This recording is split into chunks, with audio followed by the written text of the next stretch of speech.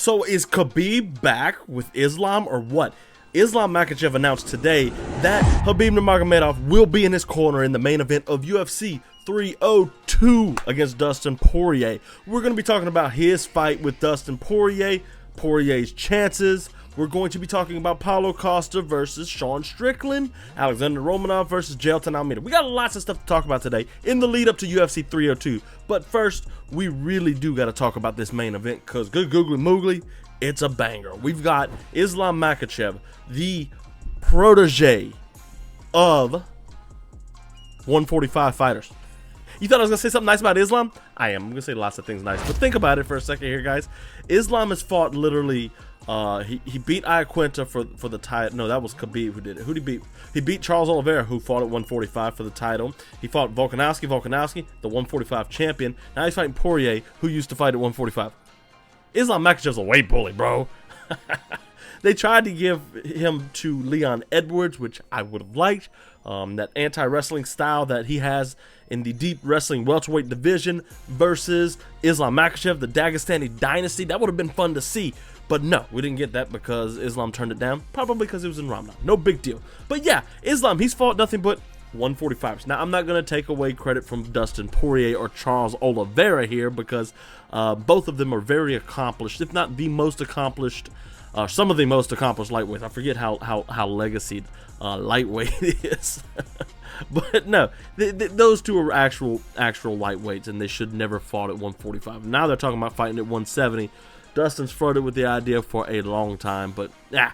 So yeah, Islam has an affinity to fight for 145 fighters. I wish he would have had the Gaethje fight. Obviously, Gaethje lost to Holloway. Holloway is also now in the running. So 155, it's a mess since Conor McGregor won his title. That's for sure. So yeah, Islam Makhachev, his reign over lightweight has actually been not as dominant as Khabib, but his resume's better. Like, Khabib beat Dustin Poirier and Justin Gaethje, which two great wins. Don't get me wrong about it. But what Islam Makhachev has done is he's had these legacy fights that Khabib didn't have. Khabib had the Conor McGregor fight, sure, but that's nothing compared to what Alexander Volkanovski was at the time that he fought Conor McGregor. Now, he's completely different from Khabib too. Everybody wants to talk about, he's Khabib's protege. There's a lot different with Islam Makhachev compared to Khabib Nurmagomedov. Khabib's coming with forward pressure all the time. Let's go, let's go, let's run, let's go. He's more akin to Khamzat Chimaev than he is to Islam Makhachev. I had to think about it for a second there. He's much more akin to that. Instead, what Islam is like, I'm a southpaw guy. I know my open side body kick. So with his right leg forward, he throws the left leg against orthodox fighters, and it lands across the body. That won't be there against Dustin Poirier. And that's one of his favorite weapons. Instead, Dustin, with his hillbilly shoulder roll, as Jack Slack likes to call it, he'll be able to turn his back and take that on his back. Now, that doesn't sound good, but that's what you want to do. Instead of taking it with your forearms, you can do that too. Or instead of taking it upside the head, and being offed like he did to Alexander Volkanovski in their rematch. So Islam Makhachev, man, he has this really good striking attack, and he's a southpaw, and he knows his weapons from southpaw, and that's something that I really like about Islam Makhachev. He uses his weapons well. He knows the cross works really well against orthodox fighters when he's a southpaw, and the same goes for everybody else with him too, though. Orthodox fighters are going to have the same weapons, the same cross and everything like that, but this is a southpaw versus southpaw matchup for Islam Makhachev, which means their front foots, the right feet, will be across from each other like this right here. Let's get the camera right. This right here instead of tip to tip. Pause. Wait, hold on. I didn't mean it like that, guys. Come on. So that's going to be an interesting aspect to this fight. What Islam Makhachev can do when it comes to the southpaw stance of Dustin Poirier. I think that Islam's going to be more of a grappling heavy guy this fight. We're going to see a lot more of Islam's grappling, hoping that Dustin Poirier jumps the guillotine, which he always does. But I don't know if, how do I say this? Like, he's not going to, I don't know if he's going to want to strike with Dustin Poirier. And when I say going to want to, I don't mean like, oh, like Dustin's going to knock you out. We've seen Dustin ice people before. The Benoit Saint-Denis fight. I've got it pulled up right here.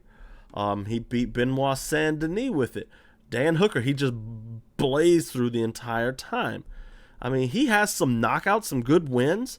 Michael Chandler, rear naked choke. The Conor McGregor fights, that really shovel hook that he had against Conor McGregor. Max Holloway wins. He knocked out Eddie Alvarez. Now we're getting a little too far in the past, and we're back to 2018 when he beat Justin Gaethje. Gaethje fight, that was him versus an orthodox fighter, and Gaethje threw that low kick that he likes to throw, that rear low kick. Is Gaethje orthodox? Hold on. I think he's orthodox. No, Justin Gaethje is a southpaw.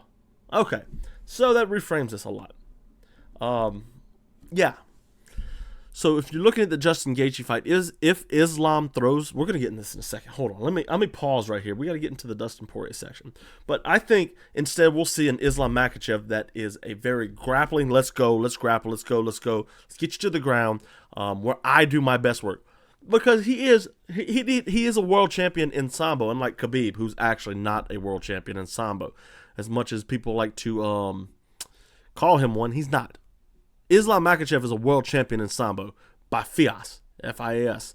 I don't know what it stands for, but it's Sambo. It's the Sambo World Championship. So I'd like to see more of a grappling-heavy Khabib-style approach to where he's always like, let's go. Let's get to the ground now. I got to get you to the ground. I don't care what it costs me.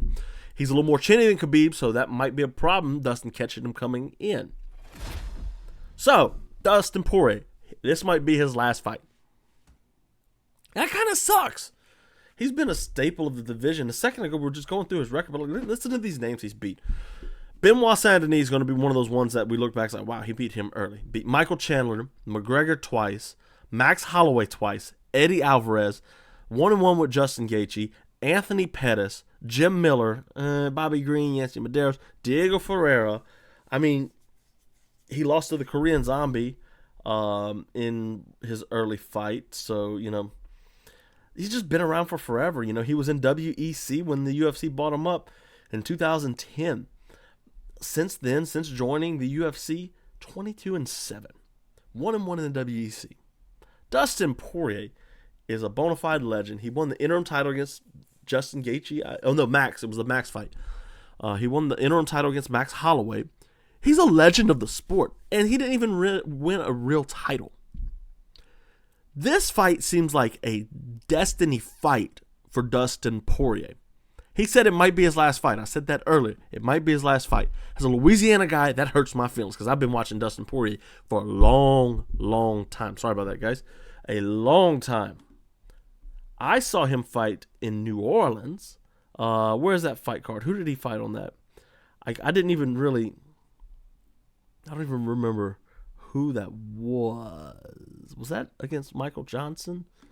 That's another... He got a loss there. No, that was a main event. I saw him fight in New Orleans a while back. And let's see. I'm not going to waste too much more time on it, honestly.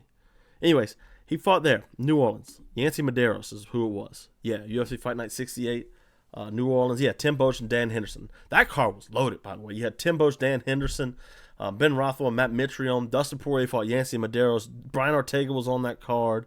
Joe Soto was too. Alex Sakaras lost to Francisco Rivera. Sean Jordan, the LSU talent, knocked out Derek Lewis on that card. Omari Akhmedov and Ebersol. That was Ebersol's, quote, retirement. He came back. Jake Collier fought on that card. And then Jose Alberto Quinones. So that was a really good card back in 2015. And that's the last time they came to New Orleans. It would have been nice to see Dustin Poirier get a fight in New Orleans, though. Like, come on, man. We Party City, baby. Let's go. BYB's coming here. Ike Villanueva. We're doing a Fight Finders episode there. Breaking news. So, yeah. This seems like destiny for Dustin Poirier. A lot of what Poirier does out of that southpaw stance relies on the switch to orthodox. And I think he can take some of the stuff that Alexander Volkanovski did, specifically one moment in the first fight. It really wasn't even a lot. Like, Volkanovski tried to do this too much, and it kind of got him in trouble against Islam Makhachev in their first fight. That epic, best fight I've ever seen fight. So there was this one point, I believe Alexander Volkanovski was in orthodox. No, he was in southpaw. So no, he was in orthodox. His left hand was forward. I had to think for a second. And he steps through into southpaw. So now his right hand's forward. I think he threw a strike in on that to do that. And as he steps through, the left hand became his power hand, and boom, right up the middle in southpaw versus southpaw, right up the middle, knocked down Islam Makhachev. Now, Dustin Poirier obviously has the Poirier shift. He's going to have to make Islam Makhachev respect his power first, and then be careful not to get caught swinging wild to where he can get under you, and then he'll be able to go in there, step through to orthodox. So if Makhachev's your southpaw, you're the southpaw, you're stepping into orthodox where you got this open stance matchup. You got lead feet are together. So Makhachev's right versus Poirier's left foot, or toe to toe, tip to tip, as I like to say, all of a sudden. And that's when the right cross comes through. And Dustin Poirier has done that before in the past. We've seen that in the past with Dustin Poirier, where he steps through with his right cross and he steps through with the left cross. He does it with both. And he did that a lot with Chandler, if you want to go back and see that. And there's a really good opportunity there for Poirier to clip Islam. Will it work? It's a long shot. Let's be honest. It really is a long shot. Islam has a good, not great chin. He can take more shots than he should. So we got that. Dustin Poirier, now he did get out grappled like hell against Benoit Saint-Denis. And I don't like that because Saint-Denis had this Khabib style. Sure, he came out ready to win a title shot. And he came out this week and said if I would have, or his coach did, if I would have beat Dustin Poirier, I'd be fighting at UFC 302 against Islam. Not happening now. He got knocked out. So that worries me a little bit with Dustin Poirier. It worries me that Islam Makhachev can get underneath Poirier and start to get him to the ground. Where Dustin Poirier, we talk about the guillotine all the time. He's never completed a guillotine in the UFC. At least not that I can remember. So it's going to need to be a lot of work on Dustin Poirier's part to make sure he stays safe, stays out of these grappling exchanges. What are these grappling exchanges? It's a Dagestani. What do you think? He's going to have this Khabib approach. I do think with Khabib in the corner, we're going to have a more grappling-based Islam Makhachev. This means pressure to the fence. He's going to probably throw the rear kick to the fence, to the body, to back up Poirier, maybe throw it to the head, get him backed up against the fence, and shoot when he's against the fence. Dustin Poirier will have to look at that butterfly sweep that Alexander Volkanovski is, a reverse Z-guard butterfly sweep, I think is what Ghost called it. He's going to have to look at that because that's going to be the kind of get-up he's going to need to do. He's going to need to grab a whizzer, deny the takedown that way, maybe kick out and reverse Islam Makhachev, which would be crazy, especially later in the fight. You know, Dustin's got that grit. He's got that grittiness that he wants to go in and fight and go 5 rounds, and he's good to go 5 rounds, even if he's tired. Keep in mind, too, Dustin Poirier did hurt Khabib. He had him backed up and hurting. So Islam's going to need to get this fight to the ground. Dustin Poirier tends to get wild on his punches, lots of hooks, lots of just long overextensions that he can duck under and get to the hips. And I do see that sadly happening a lot against Dustin, or with Dustin Poirier. I just, you look at it and you look at how Islam fights. You look at Khabib in his corner now, and all things are like pointing to the fact that we're going to probably see an Islam Makhachev that wants to wrestle him into nothing. So yeah, sucks. It really does, but I mean, that's just the method in which the pastry disintegrates. It's just the way the cookie crumbles. That was dumb. I'm sorry, guys. So if I'm picking, man, I do pick Islam Makhachev to win this fight. Probably rear naked choke like Dustin always loses. I mean, he's just a rear naked choke machine, right? He eats them up all the time. And that's because he's going to jump a guillotine, and Islam's going to get down. Oliveira did it. Khabib did it. Michael Johnson did not. Conor McGregor did not. Cub Swanson did not. Oh, Darce choke from Korean Zombie. Nice. So, yeah, 2 people have done it. Anyways. Co-main event. Paulo Costa, Sean Strickland. This is a weird fight. It's like the tale of 2 meme lords. You got Costa, who's like just unhinged as it gets. Like, he's funny, he's goofy, and he's stealing Merab's lunch. And then they made that cool skit. I don't know if you saw that, but go look it up. Where like Paulo Costa a year ago went to the UFC PI and saw like Merab's lunch, and he's like, Merab, oh yeah, he's puny. He's him. And they released a video not too long ago. Like, Merab looked for his lunch. He was like, come on, man. And Costa was like, come here. And he was feeding Merab. It was pretty funny. But then you got Sean Strickland, who's the complete opposite of an edgelord who wants to kill people, he says. Pulls guns on people every chance he gets. Former champion versus former title challenger. Now, this is an interesting fight. It's not one that we thought we'd be able to see. It's not one we remotely thought until Sean Strickland beat Israel Adesanya to win the title. Strickland's last performance against Dricus du Plessis was a spirited one. Some thinks he won. I personally had du Plessis win him with that 5th round. But Paulo Costa's not that kind of a fighter, per se. He's not going to sit there and try and take Strickland down, not grind him out against the fence. But he will be explosive and he will be powerful.